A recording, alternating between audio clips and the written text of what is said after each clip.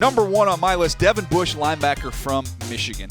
This is somebody that's ready to step on an NFL field right now, Buck. And not only can he get out there on first and second down, he doesn't have to come off the field because you can use him in coverage. That 4.4 speed is real. It plays. Making plays sideline to sideline. You can blitz him. You can do everything with him. And intelligence-wise, leadership-wise, off the charts.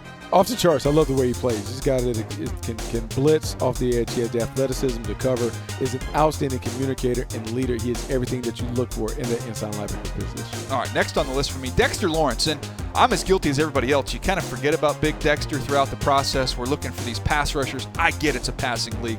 But day one, Dexter Lawrence steps in and solidifies your run defense. You cannot move him in there. And the other thing he does, he collapses the pocket. You've got a couple edge rushers.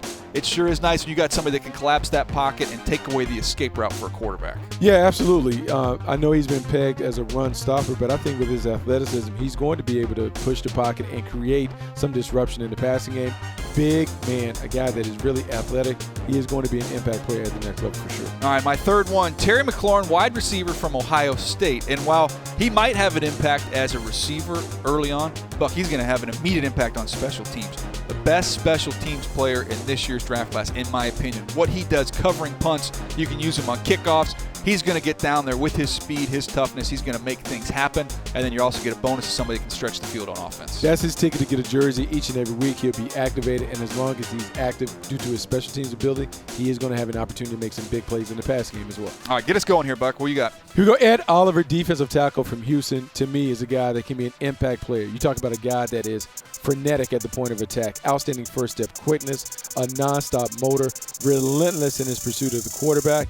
When he is right and playing in the right system, he is a guy that can wreak chaos on the inside. I think he has an opportunity to be a very, very special player for a team. A team just needs to do two things. Put him in a gap and let him go. Let him go. Don't ask him to do a lot. Don't two-gap him. Let him be a one-gap penetrator. Let him attack, and he's going to create some big plays. Next guy for me is Deebo Samuel, wide receiver from South Carolina. We saw him dominate at the Senior Bowl, and what he showed at the Senior Bowl is the same things that he showed during his time at South Carolina.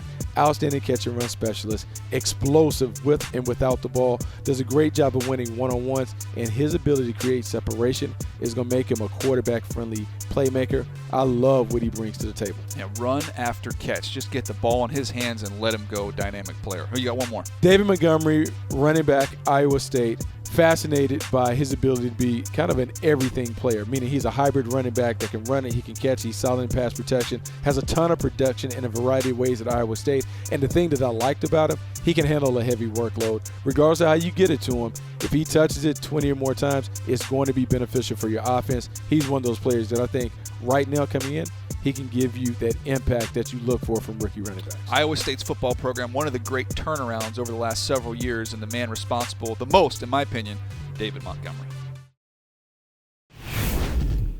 Click here to subscribe to the NFL YouTube channel, and click here to subscribe to the Move the Sticks podcast.